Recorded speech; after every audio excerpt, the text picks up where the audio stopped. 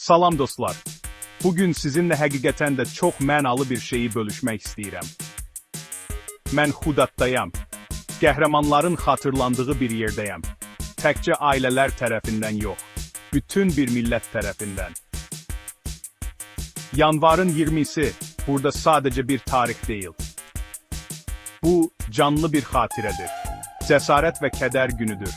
Adi insanların özlərindən daha böyük bir şey üçün ayağa qalxdığı bir gündür. Qəbirlərin arasında gəzərkən, adları oxuyarkən, onların fədakarlığının ağırlığını hiss etməyə bilmirəm. Hər ad, hər hekayə, tariximizin bir fəslidir. Bunlar sadəcə şəhidlər deyil, onlar bizə nə qədər yol gəldiyimizi və birliyin həqiqətən nə demək olduğunu xatırladırlar. Güllər qoyub, səssizcə dua edərkən, başqalarının da eyni şeyi etdiyini görürəm. Cavanlar və yaşlılar, əl-ələ. Bu çox güclü bir hissdir. Çünki xatırlayaraq, biz təkcə keçmişi deyil, gələcəyə dair ümidlərimizi də şərəfləndiririk.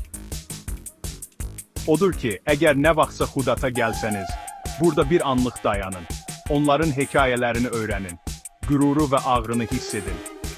Qoy bu, məni ruhlandırdığı kimi, sizi də sahib olduğumuz azadlıqları və onlar üçün ödənilən qiyməti qiymətləndirməyə ruhlandırsın.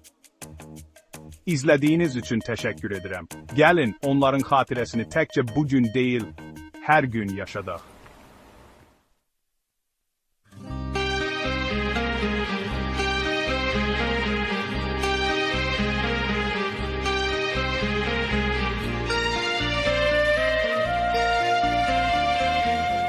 Şəhidlik dünyada ən uca, şərəfli və müqəddəs bir zirvədir. Bu məqama ucalmaq, şəhid adını qazanmaq hər kəsə nəsib olmur. Vətən torpaqlarının azadlığı, xalqının taleyi, gələcəyi üçün canını fəda edərək şəhadət şərbətini içib onlar. Bu zirvəni fəth edənlərin ömür yolu qısa olsa da şərəfli və ləyaqətlidir. Ölümün adı bir çoxları üçün qorxulu səslənsə də, onlar üç rəngli şanlı bayrağı yurdumuza sancmaq üçün ölümü gözə alıb, vətənin köksündə bir ömürlük şirin yuxuya gediblər.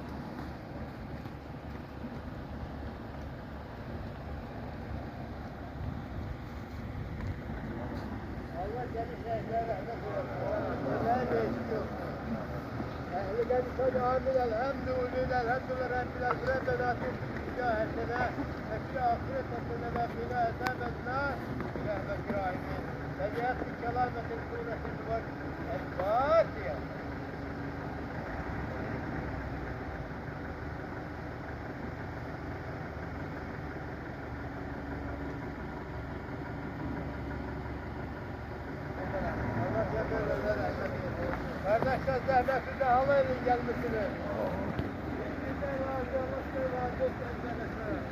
Gelecek sözüm olacak size.